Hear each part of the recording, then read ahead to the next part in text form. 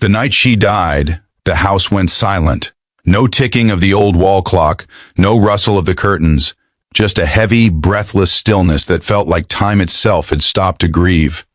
I sat beside her empty bed, staring at the faint imprint her head had left on the pillow. And as the first light of dawn crept through the window, I whispered, "By morning, you'll be gone." But she never really left. Before we go deeper into this heart-touching story, make sure to like, comment, and subscribe to Kindness Universe, where real stories remind us how powerful love, kindness, and memories can be. The beginning of loss, her name was Mira, my wife, my anchor, my reason to come home early and wake up smiling. For 23 years, she'd been the melody and the noise of my life. She was the kind of woman who could turn the ordinary into poetry. Brewing tea felt like a ritual when she did it, and laughter came easy when she was around. But 3 months ago, cancer took that laughter away. It crept in quietly, first as fatigue, then as pain, and finally as a sentence neither of us wanted to accept.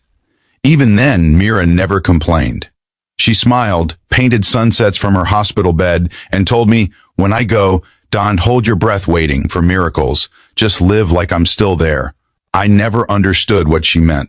Until the night she finally closed her eyes for the last time. The house after her, the morning after her funeral, the house felt foreign. Every wall echoed her absence. Her favorite mug sat by the sink with a faint lipstick stain. Her shawl was still draped over the couch, and her slippers were perfectly aligned beside the bed, like she'd just step into them any moment. I tried to pack her things away, but each touch felt like betrayal, so I didn't. Days turned into weeks, and I lived among her memories like a ghost in my own home. Then, strange things began to happen. It started with the wind chimes. They hung by the kitchen window, silent for months. But one evening, as I sat alone, lost in her old diary, the chimes began to ring softly. There was no breeze, no open window, just that familiar melody, the one she loved to hum while cooking. My heart pounded. "Mira," I whispered. The sound stopped. But from that day on, I knew I wasn't alone. Her presence, sometimes it was the faint scent of her jasmine perfume that drifted through the room at midnight. Sometimes it was her favorite song that played randomly on the radio, right when I needed it most. And sometimes it was the warmth of her side of the bed, as if she had just been lying there. I told myself it was grief playing tricks on me. But deep down, I knew it was her. Every night I'd talk to her picture. I'd tell her about my day, my loneliness, my regrets. And though she never spoke, I could feel her answers. Like the air itself whispered comfort into my bones. The letter. A month later, while cleaning her art studio, I found a sealed envelope taped beneath her easel. It read, "For when I'm gone." My hands trembled as I opened it. Inside was a letter, written in Mira's delicate handwriting. "If you're reading this, my love, it means I've moved to the other side of time.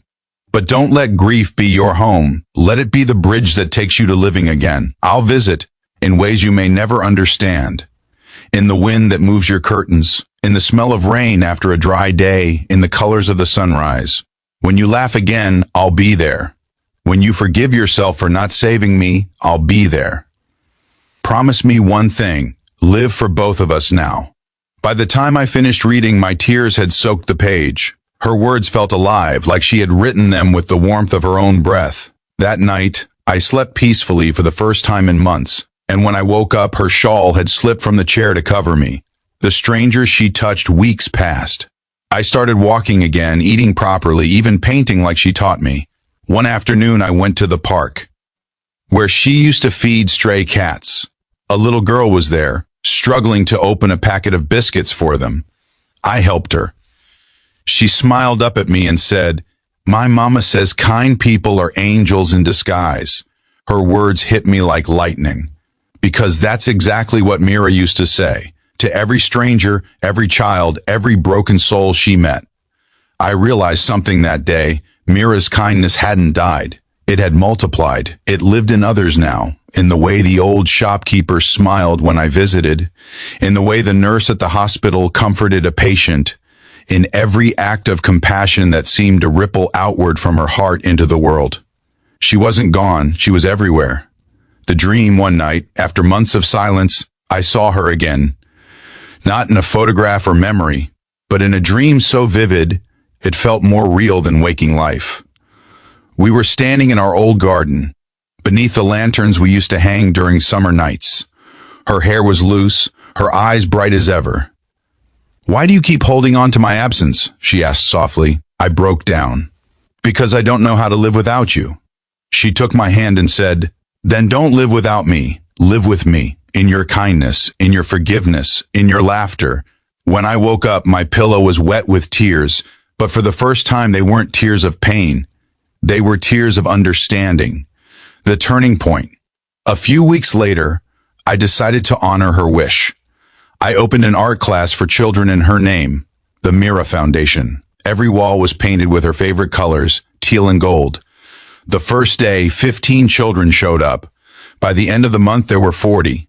They painted sunflowers, oceans, faces, and dreams, and every canvas felt like a piece of her was smiling through their strokes. Sometimes, when the room filled with laughter, I could almost hear her humming softly in the background. That was the moment I realized, death doesn't end love, it transforms it. A visit in the rain on the first anniversary of her passing, it rained heavily. I visited her grave with her favorite flowers, white lilies. As I placed them down, thunder rolled across the sky. Then, suddenly, the rain slowed, and a soft beam of sunlight broke through the clouds, just for a moment, shining directly on her name. I smiled, whispering, "You couldn't stay away, could you?" A gust of wind brushed my cheek, warm and gentle, like a kiss goodbye. I looked up, and for a split second I saw her reflection in a puddle near the grave. Smiling, then it faded. But that smile stayed in my heart. Second CTA, if this story has touched your heart, don't forget to like, comment, and subscribe to Kindness Universe. Every story here is a reminder that love never truly leaves. It just changes form. The ending, she never really left. It's been 3 years now. I still talk to her every night. I still feel her presence when I open the window, when the wind chimes sing, when the first light of morning touches the walls she once painted. But I don't cry anymore. Because I finally understand she never really left. She just moved into everything beautiful around me, into every heart that loves selflessly, into every act of kindness that ripples through this world. Mira's body may have vanished by morning, but her soul became the dawn itself.